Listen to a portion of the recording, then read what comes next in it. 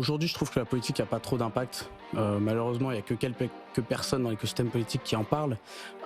Mais en réalité, c'est que les gens ne s'y intéressent pas forcément et ont de suite cet a priori négatif de dire « Ah, c'est des gens qui vendent des formations, c'est de l'arnaque, c'est du financier et du technologique ». Aujourd'hui, les gens, ils ne se rendent pas compte de tout ce qu'il y a derrière et de ce qu'il peut y avoir en bénéfice pour eux.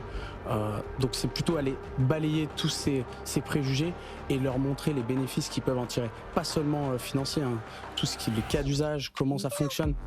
Et en fait, ce principe, on le reflète avec une chose qui est très basique, mais c'est la peur de l'inconnu. On ne comprend pas, on ne connaît pas, donc on émet des préjugés et on ne va pas s'intéresser à ce qui se passe dessus. 10% de Français détenteurs de crypto, selon les derniers chiffres de cette année de la DAN. En 2030, on sera combien si vous arrivez à votre mission? Vous êtes donné des objectifs chiffrés ou... Alors, on ne peut pas y répondre tout seul et heureusement, on est accompagné de plein d'autres médias pour le faire.